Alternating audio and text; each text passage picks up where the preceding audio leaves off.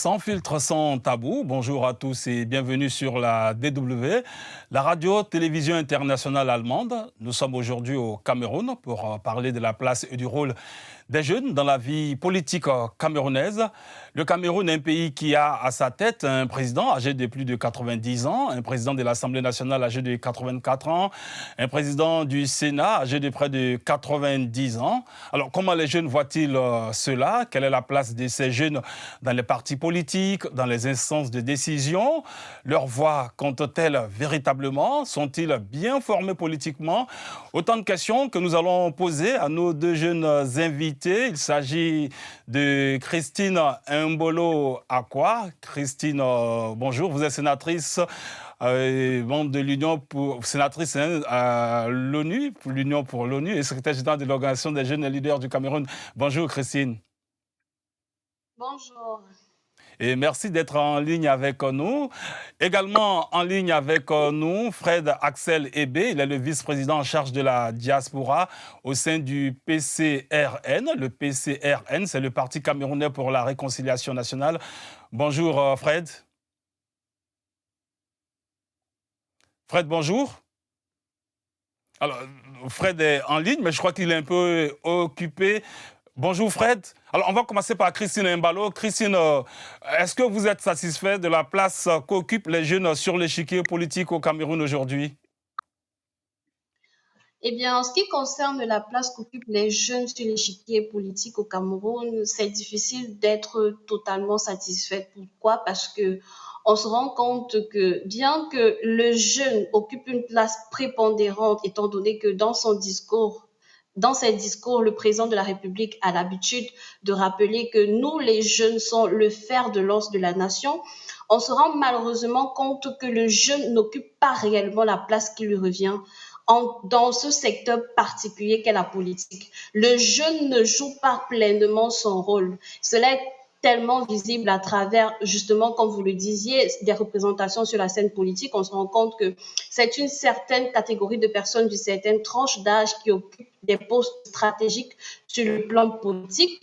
Malheureusement, les jeunes sont un peu plus en retrait. Et le fait que les jeunes soient un peu plus en retrait n'est pas favorable pour eux, en fait. Donc, on ne peut pas réellement être satisfait sur ce point-là.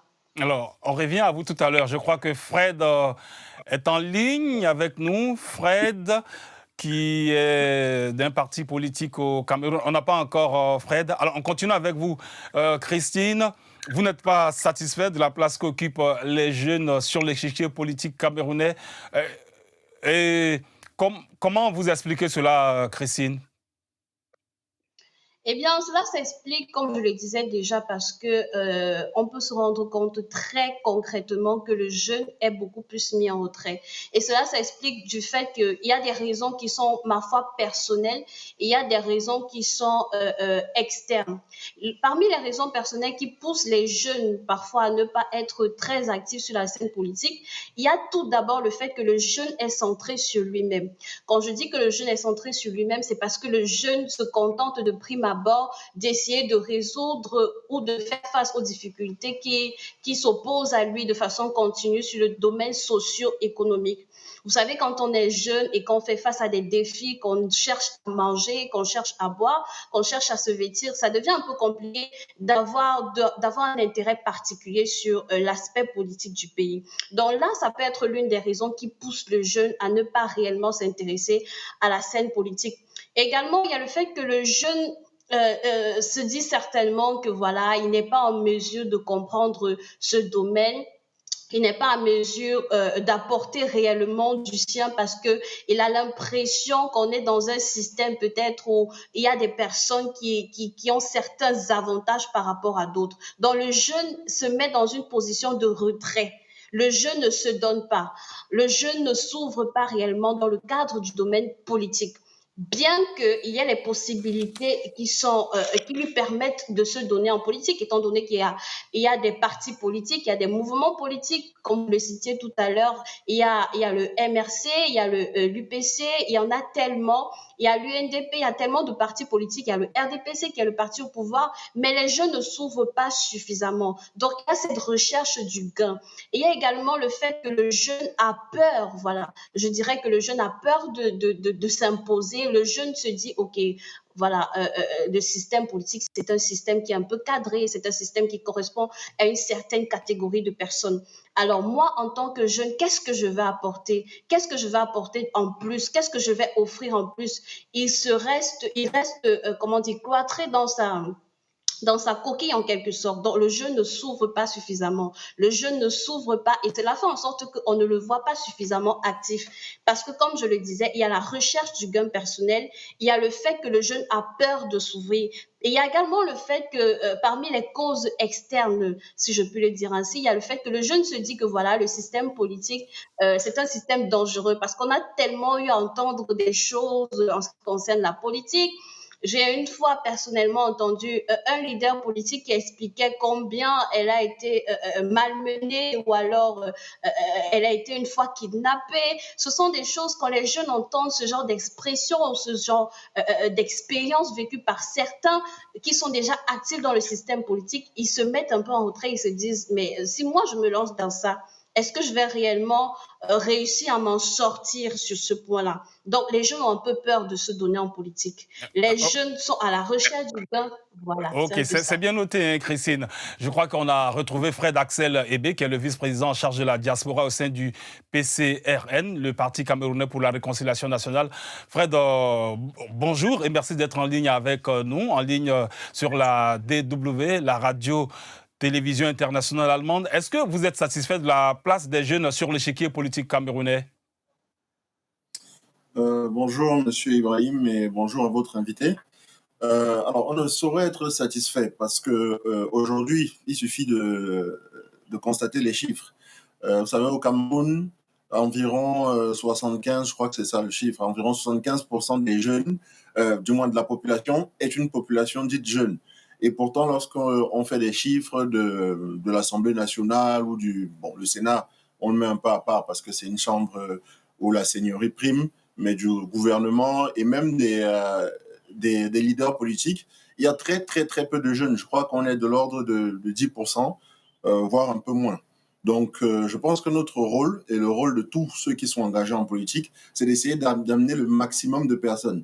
Mais il faut néanmoins constater que depuis environ 6-8 mois, il y a un regain d'intérêt pour la chose politique des jeunes au Cameroun. Donc, certes, actuellement, si on fait l'état actuel des choses, la satisfaction est assez modérée, mais je pense qu'on va vers quelque chose qui semble intéressant au vu des échéances électorales qui arrivent. Alors, vous dites que les jeunes ne sont pas bien représentés hein, sur l'échiquier politique, on les entend très peu. À qui incombe cette faute, cette responsabilité, selon vous, toujours Fred? Alors, je pense que les fautes sont partagées. Déjà, on a un président qui nous a dit un jour qu'il fallait sortir la politique du lycée, ce qui, je pense, passez-moi l'expression, est une énorme absurdité. Parce que bon, j'ai eu la chance d'évoluer dans d'autres pays et dans d'autres systèmes. La politique accompagne les jeunes, du moins accompagne les citoyens dès le bas âge, dès le lycée, dès le collège et dès l'université. Alors que dans notre pays, vous savez, moi, je suis militant dans un parti politique. Lorsqu'on essaye, par exemple, d'aller pousser les jeunes à s'inscrire sur les listes électorales dans des universités, on se voit souvent être interdit ou alors être pourchassé ou être chassé de ces universités-là en disant que on nous rétorque que les étudiants n'ont pas à faire de la politique. Donc, forcément, le système est responsable. Mais néanmoins, un jeune ne passe pas toute sa vie à l'université. On peut déjà s'inscrire sur les listes électorales dès qu'on a 19 ans révolus. Donc, je pense que là, on peut pointer du doigt également notre jeunesse qui semble ne pas prendre conscience du pouvoir qu'elle a entre ses mains. tout simplement parce qu'elle peut influencer une élection dans notre pays. Les personnes de plus de 65 ans représentent environ, je crois, 3,5% de la population. Or, c'est elles qui sont aujourd'hui le levier de notre gouvernance. Du coup, des jeunes, simplement en s'inscrivant, pourraient faire basculer la chose politique dans leur sens. Ils sont aussi responsables que ceux qui nous dirigent actuellement. Alors, Christine, dites-nous, comment les jeunes entendent-ils se faire comprendre? Comment s'y prennent-ils pour se faire entendre sur l'échiquier politique, pour peser sur les décisions qui sont prises en leur nom? Eh bien, pour peser, pour faire entendre leur voix, les jeunes, malheureusement, ne prennent pas toujours les meilleures initiatives parce que la plupart se contentent de rester derrière les réseaux sociaux pour faire entendre leur voix, pour exprimer leur désagrément par rapport à tout ce qui se passe dans notre société. C'est bien beau de parler, mais rester simplement sur la toile, sur les réseaux sociaux tels que par exemple Facebook et autres, ce n'est pas toujours avantageux parce que ce n'est pas là que les décisions sont prises. Donc, heureusement, il y a des jeunes qui prennent des initiatives. Il y a des jeunes, par exemple, qui décident, qui acceptent, voilà, d'intégrer des mouvements politiques, des partis politiques où ils savent, voilà, qu'ils peuvent se faire entendre. Il y a des jeunes qui sont un peu plus actifs qu'hier, qui sont, par exemple, par exemple, sont dans des systèmes ou des représentants municipaux qui acceptent et voilà, qui décident d'être un peu plus représentés, d'être un peu plus acteurs, d'être un peu plus actifs. On a l'exemple des jeunes tels que l'ancien candidat à la présidence, Cabral Libi par exemple, et avec tous ceux qui l'accompagnent, ce sont majoritairement ou pour la plupart des jeunes, voilà, qui ont décidé de s'unir, voilà, pour faire entendre leur voix. Donc les jeunes sont dans cette optique où ils acceptent de s'unir parce que à une seule personne ne peut pas tout faire. Voilà pourquoi les jeunes décident de s'unir au sein de certains partis politiques parce qu'ils ont fini par comprendre et ils comprennent davantage jour après jour l'importance, voilà, d'user de l'autorité qu'ils ont sur le plan démographique en tant que majoritaire. Voilà. Donc les jeunes participent un peu plus à des mouvements politiques. Alors, est-ce qu'il y a des mouvements, excusez Christine, est-ce qu'il y a des mouvements comme Y en a marre qu'on a vu au Sénégal ou le ballet citoyen, des mouvements qui sont portés par des jeunes? Est-ce que ce type de mouvement, il y en a au Cameroun? Ce type de mouvement, il y en a au Cameroun, mais ils n'ont pas suffisamment de voix en ce moment. Ils n'ont pas suffisamment d'autorité.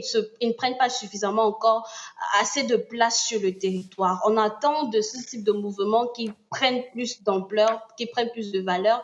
Et on sait, et on se dit que voilà, avec le temps, ça va aller davantage mieux. Fred, vous qui êtes membre d'un parti politique, je crois que c'est le parti de Cabral. Voilà, dites-nous comment voilà, les jeunes font-ils pour se faire entendre dans un pays comme le Cameroun? Vous l'avez dit, les jeunes, c'est plus de 60% de la population. Les jeunes qui ont moins de 20 ans, c'est plus de 60% de la population camerounaise.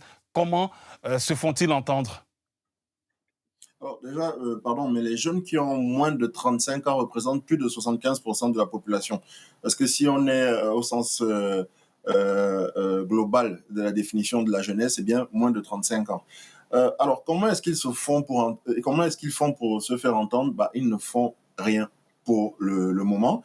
Je vous disais tantôt que je suis assez content de voir un mouvement de révolte dans la classe populaire, enfin la classe jeune aujourd'hui au Cameroun, qui prend conscience de ce que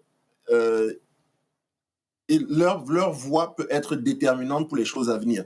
Compte tenu de l'état actuel de notre pays, vous savez, les problèmes qu'on a, les problèmes énergétiques, les problèmes d'éducation, les problèmes de santé, ils commencent à prendre conscience que c'est par le vote, donc par l'engagement politique, qu'ils peuvent changer les choses.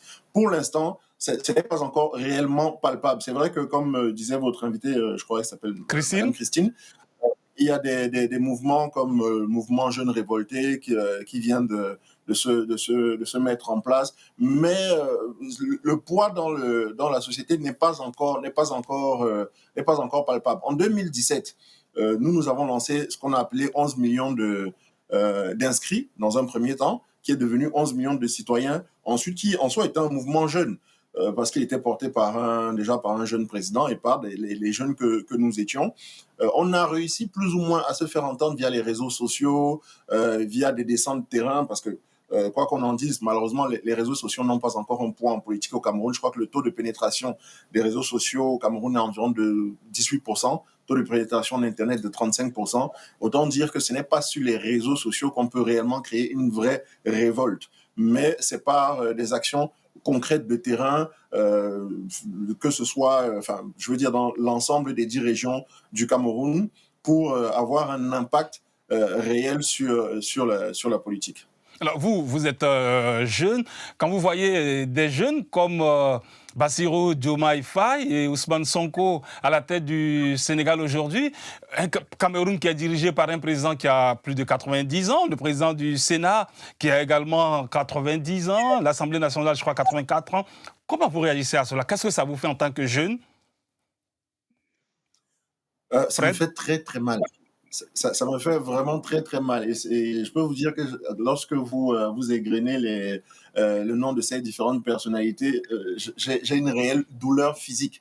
Parce que vous pouvez aller plus loin, hein. C'est-à-dire, on peut aller jusqu'au président du Conseil économique et social, on peut aller jusqu'au DGSN, patron de la police, sur l'ensemble des ministres. En fait, nous sommes dirigés par des gens d'un autre temps, qui n'ont pas la perception du monde moderne. C'est pour ça que nous sommes en retard surtout. Enfin, on peut prendre des exemples. Vous vous rendez compte qu'au Cameroun, pour payer ses impôts, on ne peut pas encore payer ses impôts par la voie digitale parce qu'on a affaire à des gens qui ne comprennent pas grand-chose. Ils vont vous expliquer que eux, ils ne font pas confiance à Internet, donc ils préfèrent encore fonctionner par les papiers. C'est comme ça qu'on se retrouve avec de la corruption, avec des détournements. Vous savez, je pense qu'à un moment, alors, attention, qu'on s'entende bien, je ne parle pas de faire du jeunisme parce que je crois qu'un pays se dirige par la conjugaison de l'expérience et de la fougue de la jeunesse. Mais je pense qu'à un moment, il faut que notre population puisse prendre conscience que, en fait, c'est possible. Oui, mais justement, vous, en tant qu'acteur politique, qu'est-ce que vous faites concrètement pour que les choses changent, pour que les jeunes aient véritablement le pouvoir? Déjà en m'engageant. Et en avançant le visage découvert. Tout le monde autour de moi sait que je fais de la politique. Donc, à mon petit niveau, j'encourage tous ceux qui m'entourent à faire de la politique. Et c'est souvent une réussite lorsque j'ai un voisin qui va s'inscrire sur les listes électorales, une amie, un frère ou quoi que ce soit. Si chacun de nous pouvait faire la même chose, on évoluerait. Et puis, chaque week-end, chaque samedi, chaque dimanche, nous sommes sur le terrain pour pousser les jeunes, pas que les jeunes d'ailleurs, pour pousser les populations à s'inscrire sur les listes électorales. Vous savez, le président national du PCRN, l'honorable Cabral Libye, a l'habitude de dire que nous faisons un travail de colibri. On fait notre part. Si chacun fait sa part, on pourrait éteindre le feu de la mauvaise gouvernance qui règne actuellement au Cameroun. Alors, Christine, une réaction à le changement opéré récemment au Sénégal avec l'arrivée d'un jeune à la tête du pays, Bassirou Diomaye Faye et Ousmane Sonko comme Premier ministre. Vous, en tant que Camerounaise, un pays qui est dirigé par des gérontocrates, comment vous réagissez à cela? Eh bien, je peux réagir en tant que jeune. Je pense que ces personnes-là, le nouveau président du Sénégal, sont des modèles à suivre. Quand je vois ce qui se passe dans d'autres pays africains, je me dis, voilà, on a également l'espoir qu'au Cameroun, on verra des personnes un peu plus jeunes prendre les rênes. On verra des jeunes dans des postes stratégiques qui leur permettront de prendre des décisions importantes pour l'avancée de la population camerounaise. Parce que quand on voit ce qui se passe dans d'autres pays, ça galvanise également la jeunesse de notre pays qui est le Cameroun. Ça amène également les jeunes à comprendre que voilà, vous n'êtes pas là pour être en retrait, vous êtes également là pour être des acteurs. Il y a une phrase que personnellement j'aime bien prononcer, c'est être des acteurs et non des spectateurs. Quand on voit ce qui se passe au Sénégal, quand on voit ce qui se passe dans d'autres pays, à travers la relevée ou la levée de la jeunesse dans ces territoires-là, et bien on se dit que également au Cameroun, c'est possible. Alors, dites-moi, au Cameroun, c'est possible. On n'a pas assez de temps, mais dites-moi, Christine, quelles sont les valeurs que les jeunes Camerounais voudraient, par exemple, mettre en exergue aujourd'hui dans le pays? Les valeurs sur lesquelles vous aimeriez insister? Parmi les valeurs que nous, en tant que jeunes, voudrons bien mettre en exergue dans le pays, je pense d'abord au patriotisme, parce que c'est très important de mettre un accent particulier là-dessus. C'est très important. Le patriotisme, il y a l'indépendance, il y a la liberté d'expression également, c'est une valeur très importante. Il y a également le fait que les jeunes veulent que la population soit, comment dirais-je, qu'il y ait une stabilité, qu'il y ait une cohérence, que la population en elle-même soit réellement, puisse bénéficier de tous les atouts que dispose le Cameroun. Donc, il doit y avoir une égalité entre tous les genres, de toutes les façons possibles, en fait. Ce sont là quelques valeurs que je pourrais énumérer pour ne pas prendre trop de temps. Alors, Fred Axel, vous qui êtes membre du PCRN, le Parti camerounais pour la réconciliation nationale, les valeurs sur lesquelles les jeunes aujourd'hui aimeraient insister dans la vie politique et sociale et économique même du Cameroun?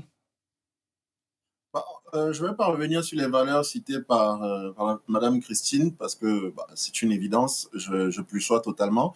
Mais il y a une qui est notre leitmotiv, c'est vraiment celle de l'espérance. Il est temps que les Camerounais puissent entrevoir comme possible toutes leurs réalisations au quotidien, parce que c'est l'absence d'espérance qui tue actuellement notre population, qui fait qu'elle décide de s'expatrier. Aujourd'hui, le pays en vogue, c'est le Canada ou même en Allemagne, simplement parce que lorsqu'un jeune se réveille aujourd'hui au Cameroun, il ne sait pas de quoi sera faite sa journée. Il ne sait pas s'il va pouvoir, si ses projets vont pouvoir aboutir. Il est temps que notre population puisse avoir un regain réel d'espérance. Et cela n'est possible que par un engagement politique vrai, sincère. Alors, on dit que le Cameroun, c'est un pays où la corruption existe énormément. Est-ce que vous travaillez là-dessus au niveau des jeunes pour qu'il y ait moins de corruption notamment, pour qu'ils soient moins susceptibles à la corruption? Fred, toujours? Monsieur Ibrahim, c'est même pas que la corruption existe, c'est que la corruption, c'est un levier de gouvernance pour le système de Monsieur Biya au Cameroun. Il l'utilise pour contrôler le système, il l'utilise pour contrôler les populations, à telle enseigne que si un Camerounais lambda, quel qu'il soit, vous dit qu'il n'a jamais pris part d'une quelconque façon que ce soit à un acte de corruption, ce serait un mensonge pur et simple.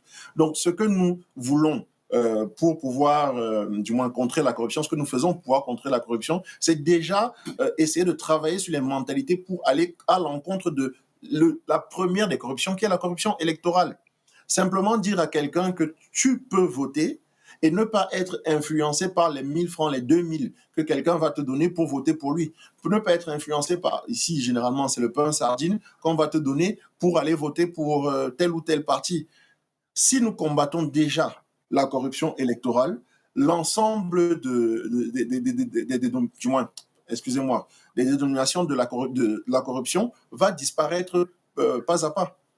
Christine, un mot sur ce phénomène-là, la corruption. C'est un phénomène qui est beaucoup présent au Cameroun, on le dit, hein, dans les différents rapports. Beaucoup de Camerounais aussi le disent. Vous, en tant que jeune, comment vous comptez mobiliser, sensibiliser en vue de lutter contre ce phénomène, cette pratique? Eh bien, pour lutter contre la corruption, le mot d'ordre vraiment, c'est la sensibilisation. C'est la sensibilisation et je pense que pour mieux sensibiliser, il faut commencer à la base. Donc, la base, c'est la jeunesse, justement. La base, ce sont les enfants. Donc, il faut amener les jeunes Camerounais à comprendre l'importance de vivre dans une nation où ils se donnent. C'est pourquoi je mettais un accent particulier parmi les valeurs sur le patriotisme, parce que je me dis que en tant que jeune, si j'ai cette notion ancrée en moi, je ne serai pas pour la corruption. Pourquoi? Parce que le développement du pays est ce qui sera le plus important pour moi. Donc, l'une des meilleures manières par laquelle nous pouvons lutter par la corruption, vraiment, c'est de sensibiliser la jeunesse, c'est de sensibiliser tout le monde en mettant un accent particulier sur le côté patriotique, en amenant les gens à comprendre que voilà, on peut s'en sortir sans passer par là. Parce que plusieurs parmi nous, nous plaignons de la corruption, mais en réalité, plusieurs également sont acteurs dans ce domaine-là. Donc, il faudrait au préalable lutter contre ça à travers une sensibilisation profonde. Merci à vous, Christine Mbolo Akwa. Vous êtes secrétaire général de l'Organisation des jeunes leaders du Cameroun. Merci également à vous, Fred Axel Ebé, vice-président en charge de la diaspora au sein du PCRN, le Parti camerounais pour la réconciliation nationale. Avec vous, nous avons parlé de la place et du rôle des jeunes dans la vie politique camerounaise. Merci donc d'avoir échangé avec nous sur la DW. La radio-télévision internationale allemande. Sans filtre, sans tabou, pour aujourd'hui, c'est terminé. Merci à vous de nous avoir suivis. À très bientôt.